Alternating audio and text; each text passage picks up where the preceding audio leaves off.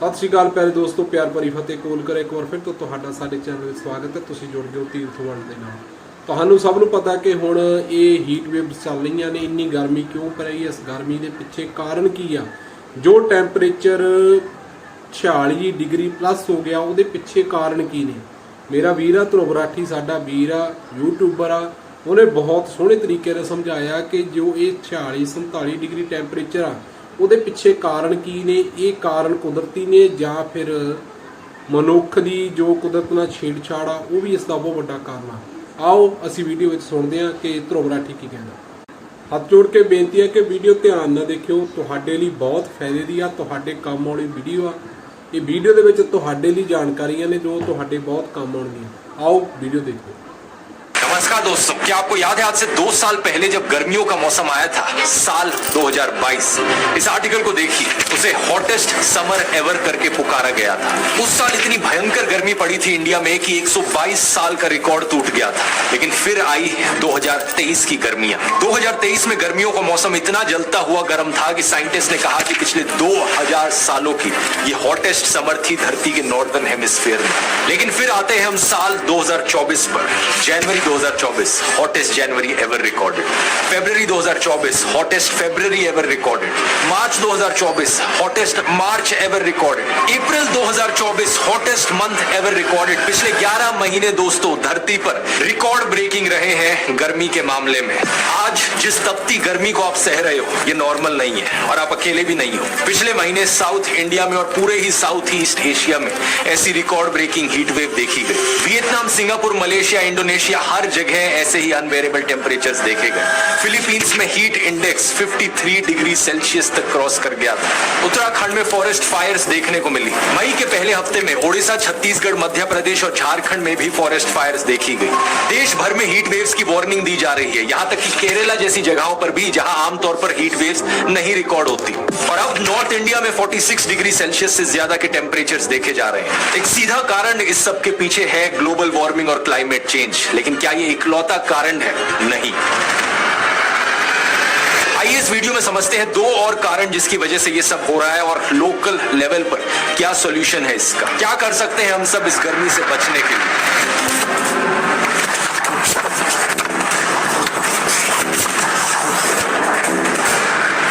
ये समझना होगा दोस्तों कि इस तरीके के एक्सट्रीम वेदर इवेंट्स सिर्फ इंडिया या साउथ ईस्ट एशिया में ही नहीं बल्कि धरती के कोने कोने में देखने को मिल रहे हैं। इसी महीने साउथ अमेरिका में क्या हुआ, देखिए खबर को।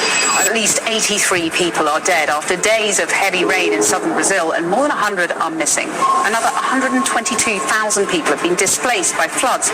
ब्राजील में इतने भयानक फ्लड्स आए कि 1.5 लाख से ज्यादा लोग डिस्प्लेस हो गए। पूरे के पूरे शहर पानी के अंदर डूब गए। साउथ अफ्रीका में क्या हो रहा है, भयंकर ड्राउट की सिचुएशन देखने को मिल रही है। The Southern African region is experiencing a severe drought with many families unable to cater for their daily needs like food. I just spoke with some of the elders from the community and the last time they can remember this type of drought is 1947. So this is not a normal circumstance. ऐसा drought जो पिछले कई दशकों में नहीं आया है, इसलिए कई सदर्न अफ्रीकन कंट्रीज ने $5.5 बिलियन की रिक्वेस्ट करी है बाकी दुनिया से, भूखमरी की सिचुएशन ना आ जाए। इस सब तबाही के पीछे एक वेदर इवेंट है जिसे सबसे ज्यादा जिम्मेदार ठहराया जाता है, एल नीनियो। वैसे तो ये धरती के क्लाइमेट की एक नेचुरल साइकिल है जो हर 5 से 7 साल में देखने को मिलती है, लेकिन क्लाइमेट चेंज की वजह से ये और एक्सट्रीम होती जा रही है साल भर साल। इस साइकिल का पूरा नाम है L Niño southern oscillation, short में कहा जाए तो ENSO। वर्ल्ड हेल्थ ऑर्गेनाइजेशन के अनुसार ये दूसरी सबसे बड़ी चीज है जिसकी वजह से धरती का क्लाइमेट बदलता है। इससे ऊपर पहले नंबर पर आता है धरती और सूरज के बीच का जो रिलेशनशिप है। अर्थ जो सन के अराउंड रिवॉल्व करती है जिसकी वजह से मौसम बदलते हैं, गर्मियों के बाद सर्दियां, सर्दियों के बाद गर्मियां आती हैं। लेकिन उस इफेक्ट के बाद दूसरा सबसे बड़ा इंपैक्ट एल नीनियो का ही पड़ता है। क्या है ये एल नीनियो? ये एक ऐसी चीज है जो पैसिफिक ओशन में देखने को मिलती है। पैसिफिक ओशन दुनिया का सबसे बड़ा और सबसे गहरा समुद्र जो एशिया और अमेरिका के बीच में है। इमेजिन करो ये पूरा समुद्र एक टब की तरह है, एक बाथ टब जिसमें पानी इधर से उधर हिलता रहता है। जब आप टब में हाथ फेरते हो तो पानी इधर से उधर चले जाता है, फिर उसके बाद उधर से वापस इधर आता है। इसी तरीके से पैसिफिक ओशन में हवाएं चलती हैं जो ईस्ट से वेस्ट की डायरेक्शन में फ्लो करती है। इन हवाओं को ट्रेड विंड्स कहा जाता है और ज्यादातर टाइम ये हमेशा अमेरिका से लेकर एशिया और ऑस्ट्रेलिया की डायरेक्शन में ही फ्लो करती है, क्योंकि धरती की रोटेशन ऐसे होती है। कोरियोलिस इफेक्ट, इसके बारे में आपने स्कूल में भी पढ़ा होगा। क्योंकि अर्थ वेस्ट से ईस्ट की तरफ रोटेट कर रही है, इस कोरियोलिस इफेक्ट की वजह से ये ट्रेड विंड्स उल्टी डायरेक्शन में फ्लो कर रही है। अब इसकी वजह से नॉर्मली क्या होता है, पैसिफिक ओशन के सरफेस पर जो पानी है वो वेस्ट की दिशा में फ्लो करने लगता है, यानी कि ऑस्ट्रेलिया की तरफ फ्लो करने लगता है। और जब सरफेस का पानी उस तरफ फ्लो करने लगेगा तो ईस्ट की दिशा में समुद्र के नीचे का जो पानी है वो ऊपर की तरफ आने लगता है, यानी साउथ अमेरिका के पास समुद्र के नीचे से पानी ऊपर आने लगता है। इस चीज को कहा जाता है अपवेलिंग। ये जो पानी समुद्र के नीचे से ऊपर आ रहा है ये ज्यादा ठंडा होता है कंपैरेटिवली, और ज्यादा न्यूट्रिएंट्स होते हैं इसमें। इसकी वजह से मछलियों को, मरीन लाइफ को भी फायदा मिलता है। तो इस नॉर्मल सिचुएशन में जो गर्म पानी है वो ऑस्ट्रेलिया की तरफ चला गया और जो ठंडा पानी है वो साउथ अमेरिका की तरफ आ गया। अब जब पानी गर्म होता है तो वो इवेपोरेट ज्यादा आसानी से हो जाता है और उस इवेपोरेशन की वजह से बादलों की फॉर्मेशन होती है और ज्यादा बारिश देखने को मिलती है ऑस्ट्रेलिया के पास। लेकिन अब इमेजिन करो दोस्तों कि ये ट्रेड विंड्स कमजोर पड़ गई, ये हवाएं इतनी तेजी से नहीं बह रही पैसिफिक ओशन के ऊपर से। क्या होगा? जो अपवेलिंग है वो कमजोर होगी, ऑलमोस्ट होगी ही नहीं। जो सरफेस पर गर्म पानी है वो कंसिस्टेंटली गर्म ही रहेगा। जो बारिश ऑस्ट्रेलिया की तरफ होती थी वो बारिश पैसिफिक ओशन के बीच में कहीं भी हो सकती है, तो ऑस्ट्रेलिया का रीजन काफी ड्राई बन जाएगा। यही फिनोमिना होता है एल नीनियो का, जो कि एक साइकिल की तरह होता है। लेकिन ये कोई रेगुलर साइकिल नहीं है, कभी ये हर 4 साल बाद हो जाता है, कभी 5 साल बाद, तो कभी 7 साल बाद होता है। लेकिन जब ये होता है एल नीनियो तो ये 6 से 12 महीने तक चलता है। लेकिन इस एल नीनियो की ड्यूरेशन के दौरान दुनिया भर के वेदर पैटर्न्स बदल जाते हैं। ऑस्ट्रेलिया और साउथ ईस्ट एशिया में इसकी वजह से ज्यादा गर्मी पड़ती है, ज्यादा ड्राई कंडीशंस देखने को मिलती हैं, हीट वेव्स का रिस्क बढ़ जाता है। और ऑस्ट्रेलिया में जो वाइल्ड फायर्स हुई थी, आपको याद हो अगर 2020 में बहुत ही भयंकर वाइल्ड फायर्स हुई थी, उसके पीछे कारण भी यही एल नीनियो का इवेंट है। आखिरी एल नीनियो का इवेंट हुआ था 2018-19 में, जो कि करीब जनवरी 2020 तक चला था। यही कारण कि ऑस्ट्रेलिया में बुश फायर्स दिसंबर 2019 में देखी गई थी। उसके बाद से आज के दिन जनवरी 2023 से लेकर अभी तक एक और एल नीनियो चल रहा है। इंटरेस्टिंग चीज यहां पर यह है कि साउथ अमेरिका पर एल नीनियो का उल्टा असर पड़ता है जो एशिया और ऑस्ट्रेलिया पर पड़ता है उसका, यानी कि वहां ज्यादा बारिश देखने को मिलती है, फ्लड्स का खतरा बढ़ जाता है। यही कारण कि आज ब्राजील में भयंकर फ्लड्स देखने को मिल रहे हैं। अब इसके अलावा दोस्तों एक उल्टा फिनोमिना होता है एल नीनियो का, जो कि है ला नीनिया। ये दोनों वर्ड स्पेनिश से आते हैं। वैसे एल नीनियो का मतलब है द बॉय और ला नीनिया का मतलब है द गर्ल।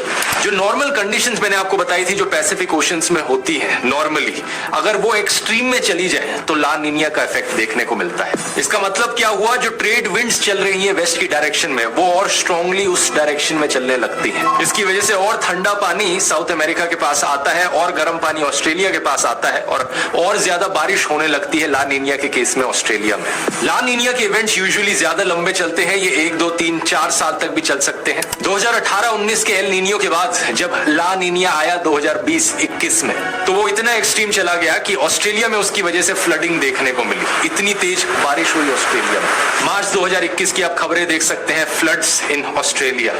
एक ये बड़ा इंटरेस्टिंग चार्ट है जो आप स्क्रीन पर देख सकते हैं। इसमें पिछले 30 सालों में हुए एल नीनियो और ला नीनिया के इवेंट्स को ग्राफ पर डिपिक्ट किया गया है। जो ग्राफ ऊपर की तरफ उठ रहा है रेड कलर में वो एल नीनियो वाले इवेंट्स है, और जितना ज्यादा ऊपर उठेगा उतना ही ज्यादा स्ट्रॉन्ग एल नीनियो का इवेंट रहा है। अभी तक का स्ट्रॉन्गेस्ट एल नीनियो का इवेंट 2015-16 में देखा गया था। उसके बाद 1997-98 वाला था, और फिर अब जो हम देख रहे हैं 2023 और 24 वाला। दूसरी तरफ नीचे ब्लू कलर में आप ला नीनिया के इवेंट्स देख सकते हैं। 2020-21 में लेटेस्ट वाला हुआ, जो कि all the way up to January 2023 तक चला। इससे पहले स्ट्रॉन्गेस्ट वाला जो ला नीनिया हुआ था वो 1999 और 2000 में हुआ था। और लेटेस्ट टाइम पर अगर आप जूम इन करेंगे तो आप देखेंगे कि एल नीनियो का ग्राफ वापस से नीचे जा रहा है, और साइंटिस्ट का मानना है कि जुलाई और अगस्त के महीने में ही ला नीनिया शुरू हो सकता है। इससे इंडिया पर क्या इंपैक्ट पड़ेगा? इससे इंडिया का जो मॉनसून है वो बेटर देन एवरेज हो सकता है। पिछले साल 2023 में जो बारिश का मौसम था उस समय बारिश इतनी ज्यादा नहीं हुई थी एल नीनियो की वजह से, और यही एल नीनियो एक बड़ा कारण है दोस्तों जिसकी वजह से 2023 और 2024 की गर्मियां बहुत गर्म रही, जिसकी वजह से सदर्न अफ्रीकन कंट्रीज में ड्राउट्स देखने को मिले हैं, और दुबई में हुई भारी बारिश और फ्लड्स के पीछे भी इसका हाथ बताया जाता है कुछ हद तक। अब साइंटिस्ट का मानना है कि इंसानों के द्वारा किए गए क्लाइमेट चेंज की वजह से ये एल नीनियो का इफेक्ट और ज्यादा एक्सट्रीम बनता जा रहा है, यानी कि एल नीनियो की वजह से आए फ्लड्स और ज्यादा खतरनाक खतरनाक बनते जा रहे हैं, हीट वेव्स और ज्यादा भयंकर बनती जा रही हैं। यही कारण है कि केरला में आज तक सिर्फ 2 बारी हीट वेव की वार्निंग दी गई है। पहली बार 2016 में था और दूसरी बार 2024 में।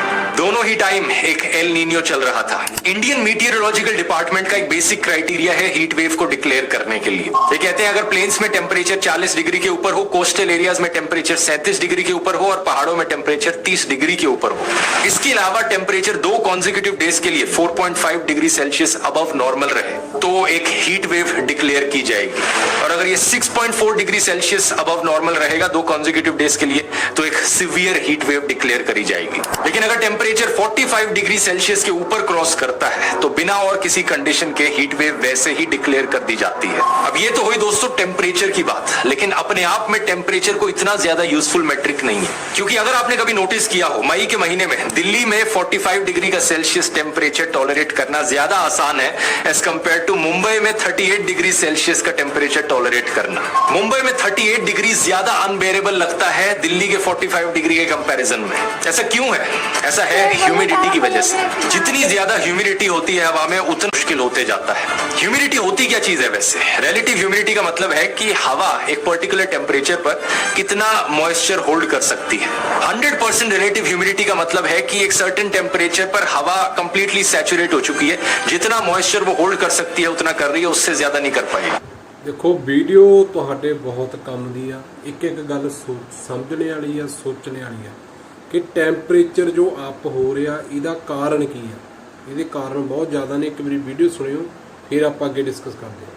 ये चीज वैसे आपने स्कूल में भी पढ़ी होगी और स्कूल से याद आया दोस्तों, आपकी पढ़ाई में मदद करने के लिए एक बहुत ही बढ़िया एआई की ऐप है गिनी एआई ट्यूटर। इस ऐप में क्लास 4 से लेकर क्लास 8 तक सारे सब्जेक्ट्स की, सारी सीबीएसई की किताबों की नॉलेज है। तो सिर्फ क्लास वाइज सब्जेक्ट वाइज जाकर ही नहीं बल्कि हर सब्जेक्ट के चैप्टर वाइज जाकर भी ये ऐप आपको MCQ questions, true and false के क्वेश्चन जनरेट करके दे सकती है। कोई भी कॉन्सेप्ट किसी चैप्टर में नहीं समझ में आया आप इससे बड़ी आसानी से पूछ सकते हो। इतना ही नहीं, किसी भी साइंस मैथ्स के क्वेश्चन को सॉल्व करने में मुश्किल हो रही है तो सिंपली क्वेश्चन की फोटो खींच के ऐप पर डालो और इसका एआई आपको आंसर बता देगा। इनफैक्ट सॉल्यूशन को एक तरीके से निकालना है या दूसरे तरीके से समझाना है वो भी किया जा सकता है। टाइम के साथ साथ इस ऐप में नई नई क्लासेस भी ऐड हो रही है, लेकिन अगर आप ऊपर वाली क्लासेस में जैसे कि 11th और 12th तो भी आप इससे डायरेक्टली चैट कर सकते हैं और फोटो चैट फीचर फिर भी आपके लिए काम करेगा। इसके अलावा इसमें पीडीएफ चैट और यूट्यूब वीडियो चैट भी अवेलेबल है, यानी कि किसी भी यूट्यूब वीडियो का लिंक आप इस ऐप में डालो और फिर उस वीडियो की आपको अगर समरी चाहिए या कोई डाउट है उस वीडियो में उठाए गए किसी सवाल पर तो भी आप इससे पूछ सकते हो। फ्री टू डाउनलोड ऐप है, इसका लिंक इस क्यूआर कोड में मिल जाएगा या नीचे डिस्क्रिप्शन में भी देख सकते हैं। और ज्यादातर फीचर्स फ्री है, हालांकि कुछ फीचर्स जैसे कि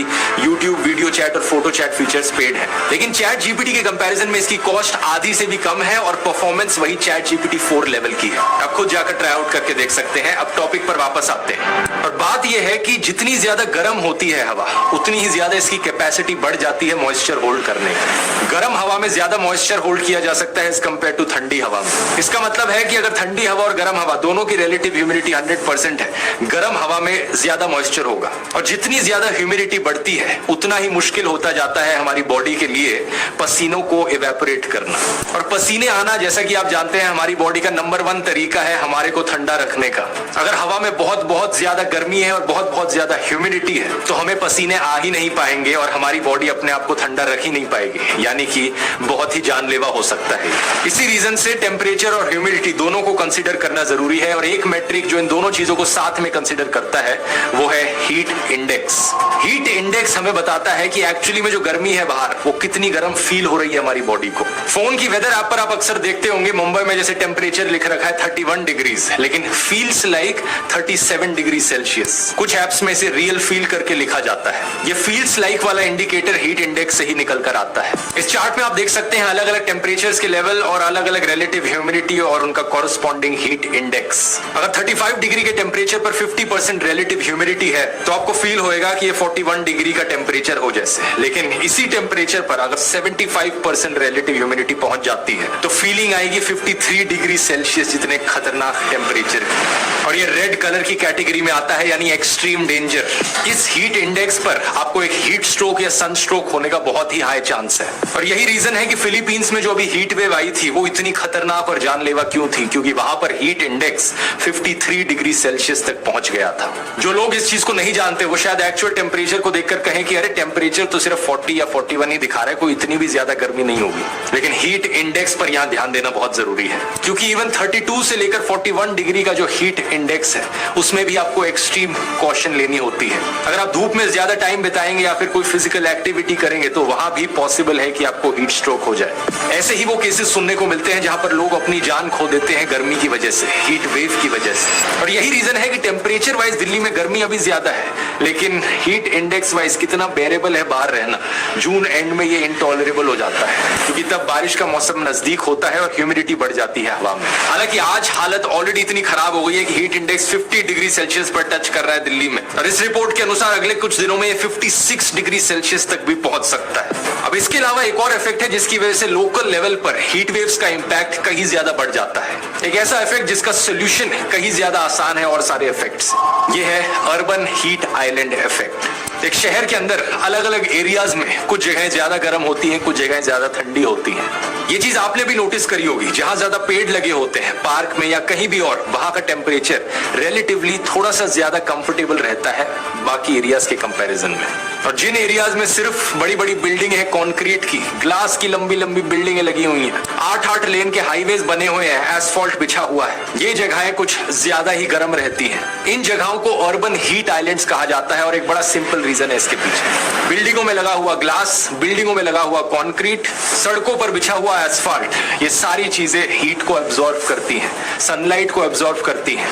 और एक शहर में जब बहुत सारा कंक्रीट एक साथ इकट्ठा हो, वहां प्रॉपर वेंटिलेशन भी नहीं होती, हवा की सर्कुलेशन भी नहीं होती, तो होता क्या है, पूरे दिन भर गर्मी में सारी हीट एब्जॉर्ब होती रहती है, हवा चलती नहीं ज्यादा, और रात में जो हीट एब्जॉर्ब हुई है वो बाहर निकल कर आती है। इस इफेक्ट पर दिल्ली में एक स्टडी करी गई थी जिसने पाया कि जिन जगहों पर ये अर्बन हीट आइलैंड इफेक्ट देखने को मिल रहा है, जैसे कि कनॉट प्लेस, सीताराम बाजार, भिखाजी कामा प्लेस, ये जगहें 3 से 8 डिग्री सेल्सियस ज्यादा गर्म थी एज कंपेयर टू वो जगह जहां पर ज्यादा पेड़ लगे हुए हैं, जैसे कि हौस खास डिस्ट्रिक्ट पार्क, बुद्धा जयंती पार्क। सोचकर देखो दोस्तों, 7 से 8 डिग्री सेल्सियस कितना बड़ा फर्क होता है। इससे आपको अहमियत पता चल जानी चाहिए पेड़ों की। और यही कारण है जिसकी वजह से मैं कहता हूं कि किसी भी शहर में सड़कों का जाल बिछा देना ये कोई डेवलपमेंट का इंडिकेटर नहीं होना चाहिए। मैंने एक पुराने वीडियो में कहा था, जिसकी क्लिप काटकर कई लोग ट्विटर पर फैला रहे थे कि ये देखो ये तो डेवलपमेंट के खिलाफ है। क्या हमें सही में जरूरत है और हाईवेज की? क्या हमें सही में डबल हाईवेज की जरूरत है, डबल एयरपोर्ट्स की जरूरत है?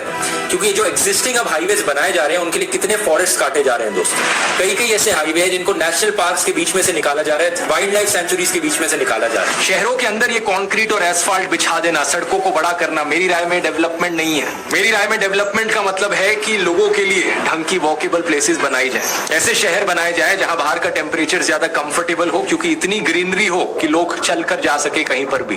गाड़ियों का कम से कम इस्तेमाल किया जाए, क्योंकि गाड़ियां भी अपने आप में हीट रिलीज करती हैं, जिनकी वजह से अर्बन हीट आइलैंड का इफेक्ट और ज्यादा बढ़ जाता है। इस चीज की बात मैंने इस वाले वीडियो में करी थी, जिसमें मैंने बताया था कि शहरों के अंदर जितनी ज्यादा जगह ऐसी हो जहां पर गाड़ियों को कंप्लीटली बैन कर दिया जाए, उतना ही अच्छा होगा लोगों के लिए। और ये एक ऐसी चीज है जो ज्यादातर डेवलप्ड देशों के शहर समझने लग रहे हैं। पेरिस के शहर में ट्रांसफॉर्मेशन देख लो, वहां की सरकार ने बड़े स्केल पर गाड़ियों को बैन किया शहर के अंदर से, एसफॉल्ट को हटाकर पेड़ लगाए, साइकिलिंग को प्रमोट किया, ये सारी चीजें की ताकि ये अर्बन। देखो गल ध्रुव बराटी ਦੀ भी बिल्कुल सही है।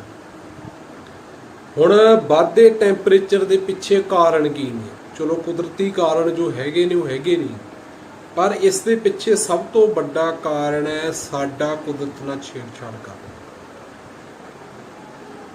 ਜਦੋਂ ਅਸੀਂ ਰੋਡ ਬਣਾਉਨੇ ਆ, ਰੋਡ ਅਸੀਂ ਚਲੋ ਆਪਣੀ ਸਹੂਲਤ ਲਈ ਬਣਾਉਨੇ ਆ, ਸਰਕਾਰਾਂ ਬਣਾਉਂਦੀਆਂ ਕਿ ਟ੍ਰੈਫਿਕ ਦੇ ਮਸਲੇ ਹੱਲ ਹੋਣ, पर गौरमेंट ਨੂੰ एक रूल ये भी करना चाहिए कि कार जी मोटर गड्डी है वो फैमिली लिए बनी सी, ना कि एक बंदे। हुण एक बंदा अपनी टौर की खातर कार में जा रहा, सिर्फ एक बंदा, वो चीज़ां भी गौरमेंट को सोचनी चाहिए। दूजी गल, जदों हाईवे बनते ने तो हाईवे ते जिन्ने भी आले दुआले दरख्त लगे सी वो सारे कट्टे गए, उस दे बावजूद उत्थे एक दरख्त भी नवां नहीं लाया गया, जिहदे करके ये टैंपरेचर भी बहुत ज़्यादा बढ़ रहा। क्योंकि जदों किते छां नहीं रहू, रुख नहीं रहूगा तो फिर टैंपरेचर भी बढ़ूगा। हुण चंडीगढ़ के वर्गे शहरों में मींह जल्दी क्यों पैंदा? क्योंकि उत्थे ग्रीन सिटी उन्होंने तां कहा जाता क्योंकि रुख बहुत नहीं, दरख्त बहुत नहीं, इसलिए उत्थे मींह भी बहुत पैंदा। ਹੁਣ ਜੇ ਅਸੀਂ ਆਪਣੀ ਇਸ ਧਰਤੀ ਨੂੰ ਬਚਾਉਣਾ ਤਾਂ ਜ਼ਿਆਦਾ ਤੋਂ ਜ਼ਿਆਦਾ ਸਾਨੂੰ ਦਰਖਤ ਲਾਉਣੇ ਪੈਣਗੇ, ਤਾਂ ਜਾ ਕੇ ਟੈਂਪਰੇਚਰ ਕੰਟਰੋਲ ਦੇ ਵਿੱਚ ਹੋਣਾ ਵਾ। ਅੱਜ ਤੋਂ ਪਿਛਲੇ 10-15 ਸਾਲਾਂ ਤੁਸੀਂ ਦੁਬਈ ਨੂੰ ਦੇਖੋ ਤਾਂ ਉੱਥੇ ਟੈਂਪਰੇਚਰ ਬਹੁਤ ਜ਼ਿਆਦਾ ਹੁੰਦਾ ਸੀ, ਪਰ ਹੁਣ ਉਹੀ ਦੁਬਈ ਹੈ ਜਿਹਨੇ ਬਹੁਤ ਜ਼ਿਆਦਾ ਦਰਖਤ ਲਾਏ ਨੇ, ਅਹਿਮੀਅਤ ਦਿੱਤੀ ਹੈ ਇਸ ਵਾਤਾਵਰਣ ਨੂੰ, ਕੁਦਰਤ ਨੂੰ ਅਹਿਮੀਅਤ ਦਿੱਤੀ ਆ ਕਿ ਉਸ ਅਹਿਮੀਅਤ ਦੇ ਸਦਕਾ ਉੱਥੇ ਟੈਂਪਰੇਚਰ 40 ਡਿਗਰੀ ਦੇ ਥੱਲੇ ਆ ਗਿਆ। ਤੇ ਹੁਣ ਇਹ ਚੀਜ਼ਾਂ ਸਾਨੂੰ ਸੋਚਣੀਆਂ ਪੈਣੀਆਂ ਨੇ, ਅਸੀਂ ਆਪਣੀ ਹਿੱਡ ਤੇ ਅੜੇ ਰਹਿਣਾ ਜਾਂ ਫਿਰ ਅਸੀਂ ਆਪਣੀ ਕੁਦਰਤ ਨੂੰ ਬਚਾਉਣਾ। ਸੋ ਅਗਰ ਸਾਡੀ ਵੀਡੀਓ ਤੁਹਾਨੂੰ ਵਧੀਆ ਲੱਗੀ ਤਾਂ ਚੈਨਲ ਨੂੰ ਲਾਈਕ ਸ਼ੇਅਰ ਸਬਸਕ੍ਰਾਈਬ ਜ਼ਰੂਰ ਕਰਿਓ। ਤੇ ਧਰੁਵ ਰਾਠੀ ਵੀਰ ਦਾ ਬਹੁਤ ਬਹੁਤ ਧੰਨਵਾਦ ਜਿਨ੍ਹਾਂ ਨੇ ਵੀਡੀਓ ਬਣਾਈ, ਆਪਾਂ ਉਹ ਵੀਡੀਓ ਤੁਹਾਨੂੰ ਮੈਂਸ਼ਨ ਕੀਤੀ ਤੇ ਤੁਹਾਨੂੰ ਸਮਰਪਿਤ ਕੀਤੀ। ਸੋ ਆਪਣੇ ਆਪਣੇ ਵਿਚਾਰ ਜਿਹਦੇ ਵੀ ਜੋ ਵੀ ਵਿਚਾਰ ਨੇ ਕਮੈਂਟ ਬਾਕਸ ਵਿੱਚ ਜ਼ਰੂਰ ਦਿਓ। ਸਤਿ ਸ਼੍ਰੀ ਅਕਾਲ।